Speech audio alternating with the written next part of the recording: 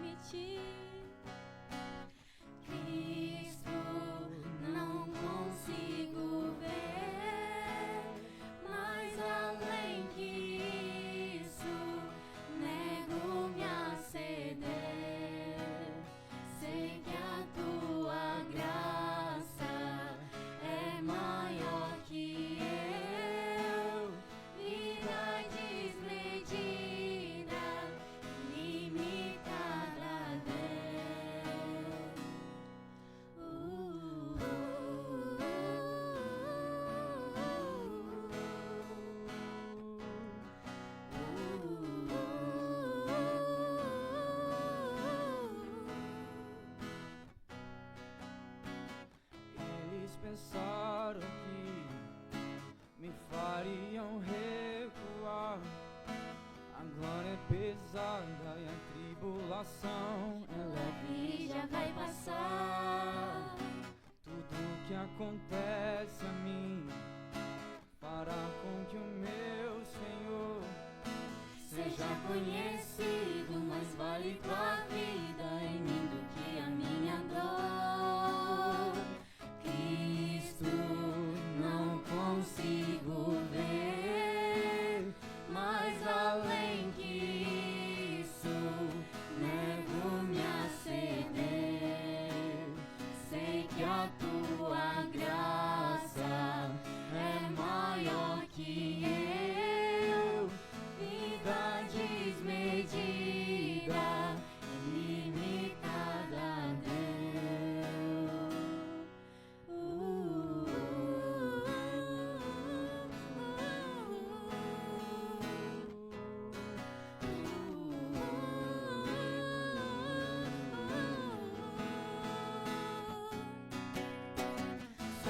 Abatidos, mas não destruídos, ainda boa obra eu sei. Seu amor é o primeiro e o último em tudo que farei. Somos perseguidos, mas não desamparados, ó, ilumina sua cruz. Os céus serão que o sangue de Jesus.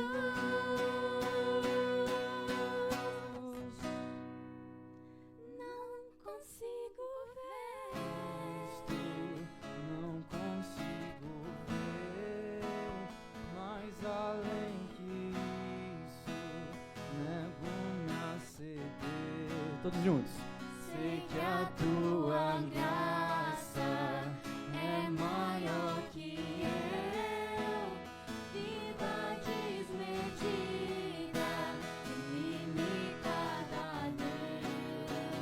Meu Senhor não dava pra alguém perder, o inocente morre pro culpado ver. Vida verdadeira, infinito amor, ver a tua face é o maior favor. Amém.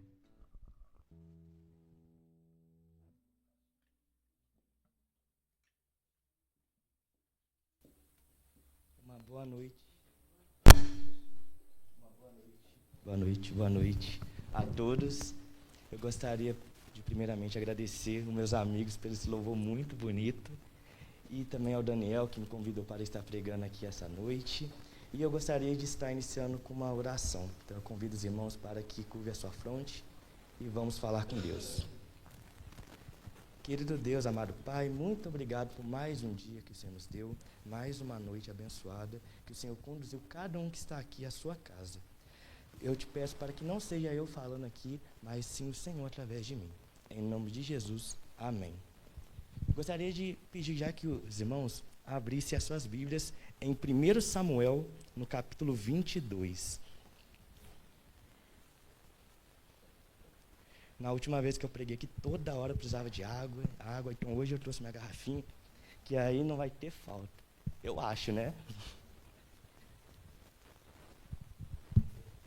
1 Samuel, no capítulo 22, do verso 1 ao 4.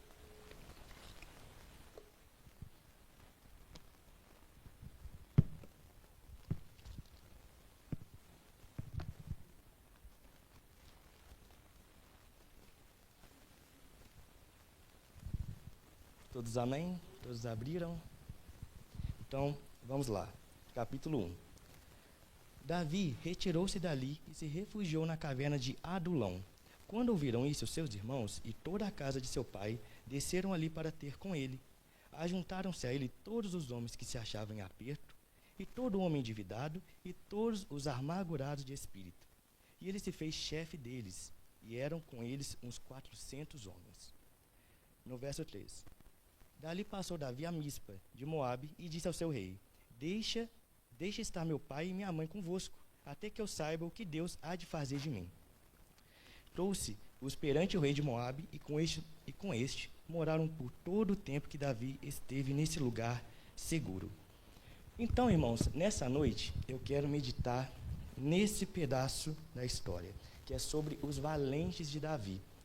E os valentes de Davi são o quê? São nada mais, nada menos do que os primeiros super-heróis da história. E quando eu digo super-heróis, é realmente super-herói, porque vou falar 3 exemplos aqui para vocês. Lutou contra 800 homens, não foi contra 1, não foi contra 10, nem contra 100. Se fosse contra 100, já seria um número muito uau, mas foi contra 800 homens e venceu. Um outro eu vou dar um contexto. O povo de Israel estava num campo de lentilhas. E chegou o povo filisteu e foi atacar eles de surpresa. E o exército de Israel que estava ali fugiu, mas ficou um homem. E esse um homem só defendeu o campo, ganhou a batalha e defendeu o campo.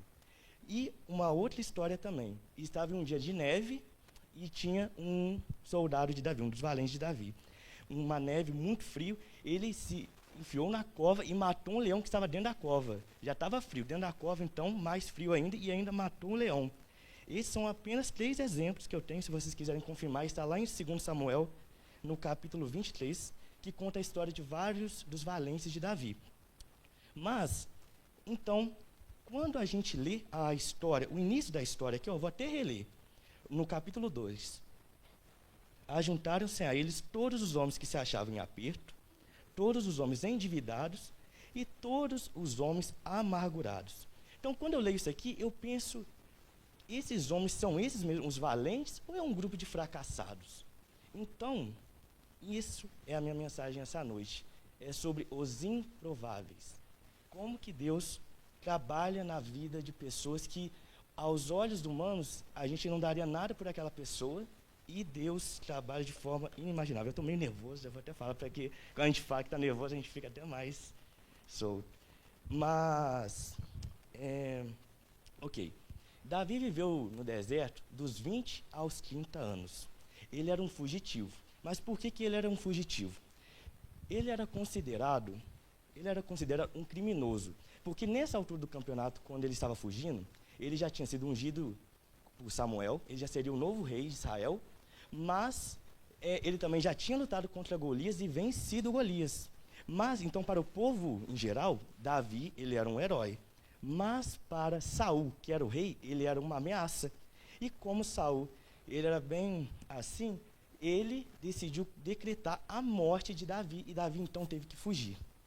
E Davi fugiu para uma caverna chamada Caverna de Adulão, como nós vimos no verso 1 do capítulo. E eu pesquisando, a caverna de Adulão não é apenas uma caverna, como quando eu leio assim por cima, penso que é apenas uma caverna, e sim uma região de cavernas. Peguei uma imagem, olha só, tem um homem ali, e olha o tamanho da caverna. E ela não é apenas uma caverna, é uma região totalmente. Quando você entra dentro dela, tem várias outras que vai entrando, tem mais caverna, tem caverna. E é muito grande mesmo. E aí, o que acontece? Davi fugiu e foi para a caverna, foi para o deserto e entrou na caverna de Adulão. E quando nós vamos para o deserto, nós queremos estar sozinhos, não queremos amigos, não queremos família. Quando você vai para o seu deserto pessoal, seja espiritual, seja um deserto emocional, você quer estar sozinho. Eu mesmo não quero minha mãe, não quero minha irmã, eu quero ficar sozinho na minha, eu e Deus. E Davi estava nesse momento. Mas Deus tinha planos, outros planos para Davi. Então Deus fez o seguinte. Primeiro, porque o que acontece? Se Davi ficasse sozinho ali, ele iria ficar remoendo suas feridas. Ele ficaria amargurado, remoendo o passado e lambendo as suas feridas. E, como eu disse, não era esse o plano de Deus para ele. Então, o que acontece? Deus mandou ali amigos, família, conhecidos e desconhecidos. E eles foram chegando. Primeiro chegaram os familiares. E como nós lemos, Davi foi até o país vizinho, pediu asilo político e ali deixou os familiares. E de repente começou a chegar mais pessoas, gente de todas as raças assim, do povo de Israel. E tanto que tinha gente que Davi não conhecia, não fazia nem ideia que existia, estava chegando lá, se inteirando e 400 homens estavam ali com Davi. 400 homens. E a Bíblia, ela divide esses 400 homens em 3 grupos. E vamos ver quais são esses grupos. Juntaram-se a eles todos que estavam em dificuldade, os endividados e o terceiro, os descontentes, como nós lemos. E eu vou agora aprofundar em cada um deles. Primeiro, os que estavam em dificuldade. Eles não estavam apenas em uma dificuldade qualquer. Era uma dificuldade tremenda. A corda já estava no pescoço deles. Era dificuldade atrás de dificuldade que eles não viam mais solução. Era uma coisa acontece aqui, uma coisa acontece ali, e eles já estavam muito afundados em tanta dificuldade que a única alternativa que eles viram foi fugir de Israel e foram se encontrar com Davi. O segundo grupo é os endividados. E eu procurando a palavra em hebraico, a palavra é nachá. E o que significa nachá? É um termo, na verdade, usado para pessoas que pegaram dinheiro emprestado e não tinham como pagar. E aí, esse pessoal, eles já estavam em juros absurdos. Eles pegaram dinheiro, não tinham como pagar e foi somando juros, taxa, juros. E a água já estava também no pescoço. E eles, então, fugiram e se encontraram com Davi. E o terceiro grupo, para mim, é o pior grupo desse pessoal que estava com Davi. Por quê?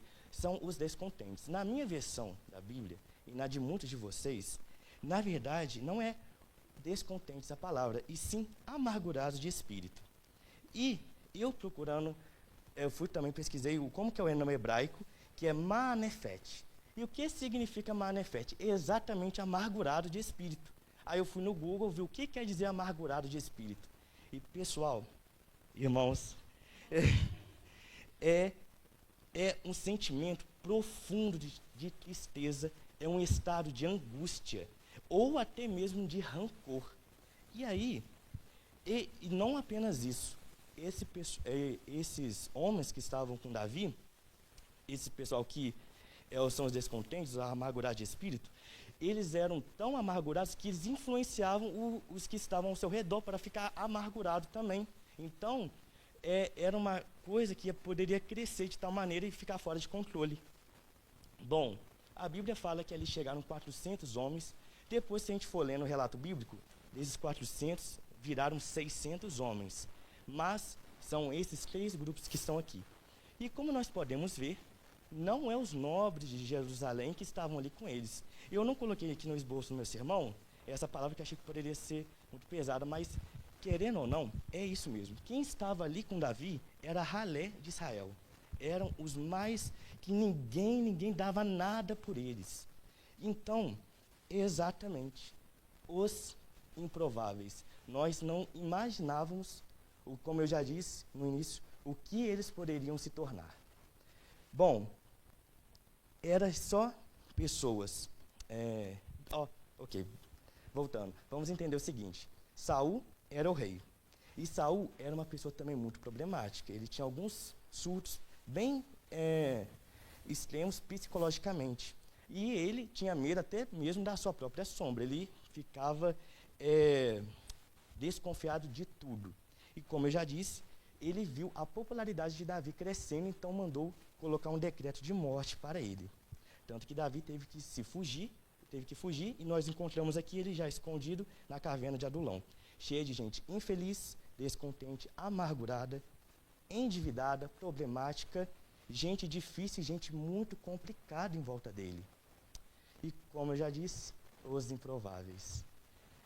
Davi consegue esse bando em volta de si, que vão futuramente ajudar ele a governar uma nação. E podemos imaginar que desse grupo vão ser os ministros de governo, vai ser o secretário de Estado que vai sair deles aí. A Bíblia não fala que Davi estava ali criando uma comunidade de fé. A Bíblia não fala em momento algum sobre a espiritualidade desses homens, não fala que eles eram homens de oração, não falam que eles liam a Bíblia ou a Torá, que era antigamente. Davi não estava ali criando uma comunidade de fé. Mas, irmãos, entendam uma coisa: Davi, sim, era um homem de oração. Davi, sim, era um homem que tinha intimidade com Deus. Davi, sim, era um homem que louvava ao Senhor, como ninguém. Então, à medida que esses homens foram estando ao lado de Davi, foram sendo influenciados por Davi, esses homens começaram a orar, começaram a louvar, a ter um relacionamento pessoal com Deus.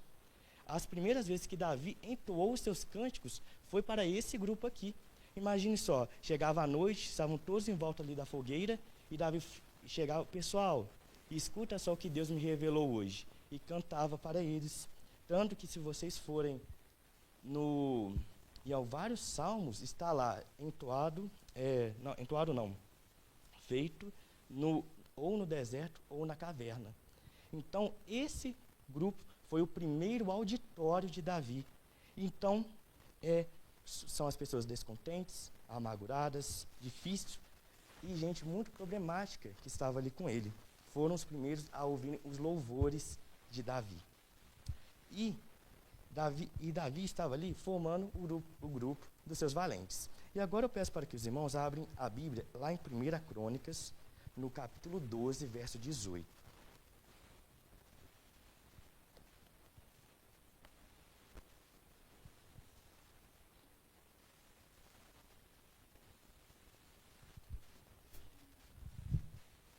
Primeira Crônicas, no capítulo 12, verso 18.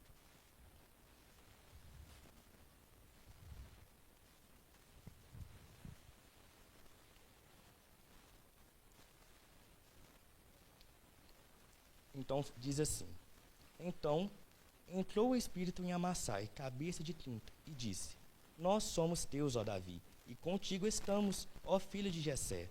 Paz seja contigo, e paz com os que te ajudam, porque o teu Deus te ajuda. Davi os recebeu e os fez capitães de tropas. Então, olha só o seguinte: eles estão dizendo que o nosso coração é teu, Davi. Nós somos teus.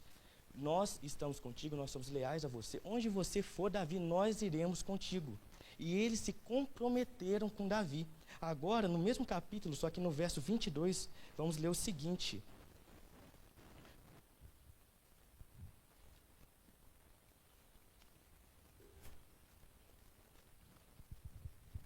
Porque, naquele tempo, dia após dia, vinham a Davi para o ajudar, até que se fez um grande exército, como o exército de Deus. E era gente que ia chegando, e o mais incrível, que eu fico admirado novamente, que Davi vai montar uma equipe de governo com esse pessoal, o ministro, o secretário de Estado, vão sair todos desse pessoal. Ele escolhe do grupo dos improváveis. E eu fico admirado com isso. Bom, então, voltando. Onde é que Davi estava quando tudo isso começou? Na caverna de Adulão. E eu vou repetir isso. Se Davi estivesse ali sozinho, não estivesse com seus amigos, sua família, esse pessoal todo que chegou, ele ia ficar se remoendo, iria ficar muito amargurado e ficaria remoendo essas feridas.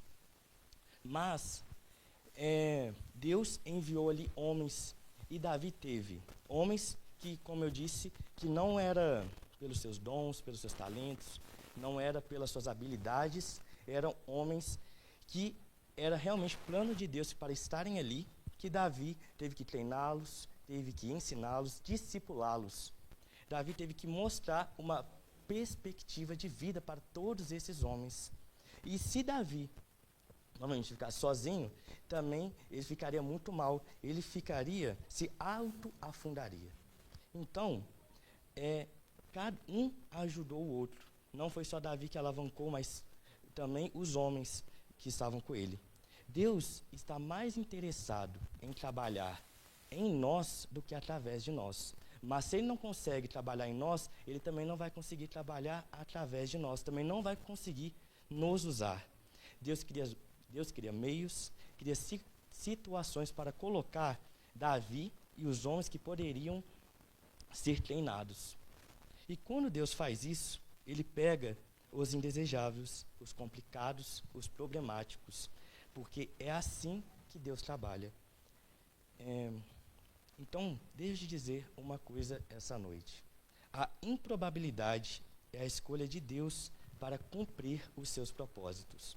Esses homens, novamente, não foram reunidos ali por causa dos seus talentos, seus dons, suas habilidades. Não foi por causa de sua capacidade. Eles foram reunidos porque é assim que Deus age. Deus pega as coisas tolas desse mundo para confundir as sábias. Olha, novamente. Deus pega as coisas tolas desse mundo para confundir as sábias. Então, toda vez que Deus quer formar um grupo, ele escolhe os improváveis.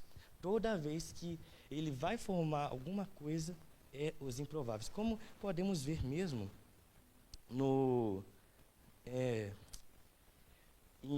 povo hebreu. O povo hebreu é o melhor exemplo que temos sobre isso. Deus poderia ter pegado a Síria, a Babilônia, Egito e tantos outros impérios que seriam melhor que o povo hebreu, olhando pelo olhar humano. Mas Deus pega o povo hebreu para provar para mim e para você, através dos séculos, que ele é o Deus da improbabilidade.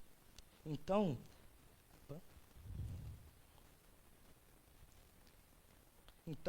quando você se sentir desanimado, você lembre-se que Deus escolheu você para o seu propósito, para o propósito dele. Ele escolheu o seu propósito para a sua vida.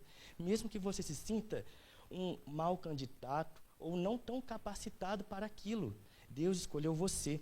Porque quando Deus escolhe qualquer um de nós, embora todos nós possamos sentir inadequados ou até mesmo indignos, percebemos que a nossa fonte não está em nós mesmos. Olha o que diz lá em 1 Coríntios, capítulo 1, verso 25. Porque a loucura de Deus é mais sábia do que os homens, e a fraqueza de Deus é mais forte do que os homens. Cada um de nós tem um propósito, estipulado por Deus. Cada um de nós. Não há absolutamente nenhuma desculpa para não o cumprirmos. Não podemos usar nossa fraqueza como desculpa, porque olha o que diz lá em 2 Coríntios, capítulo 12, verso 9. Minha graça é suficiente a você, pois o meu poder se aperfeiçoa na fraqueza. Portanto, eu me gloriarei ainda mais alegremente em minhas fraquezas, para que o poder de Cristo repouse em mim. Também não podemos usar o nosso passado como desculpa, porque Deus diz assim através do apóstolo Paulo, lá em 2 Coríntios, capítulo 5, verso 17. Assim que, se alguém está em Cristo, nova criatura é. As coisas velhas já passaram, eis que tudo se fez de novo. Então, mesmo que você não lembre nada que eu disse aqui essa noite, saia com pelo menos essa frase na sua mente e no seu coração. Muitos podem te olhar como um improvável, mas Deus te enxerga como um escolhido. Amém.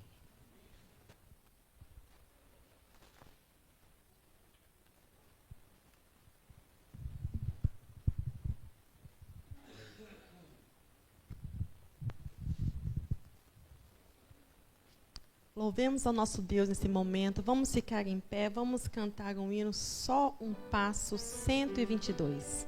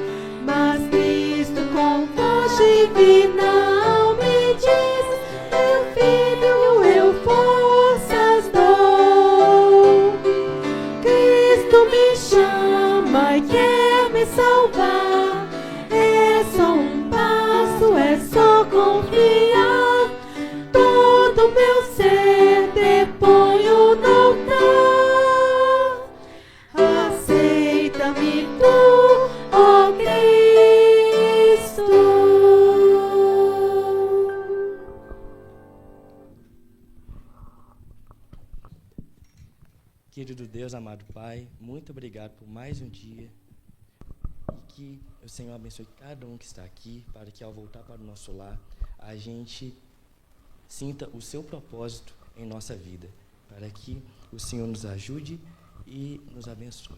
Em nome de Jesus, amém.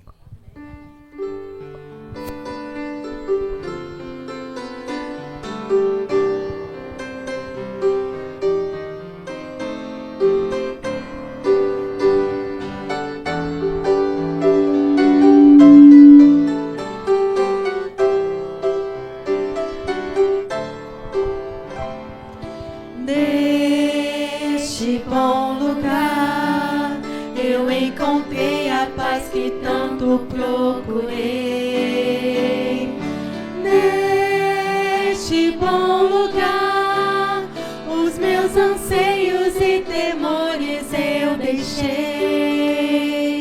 Santo e bom lugar, onde a esperança e a fé são renovadas. O melhor lugar, a casa do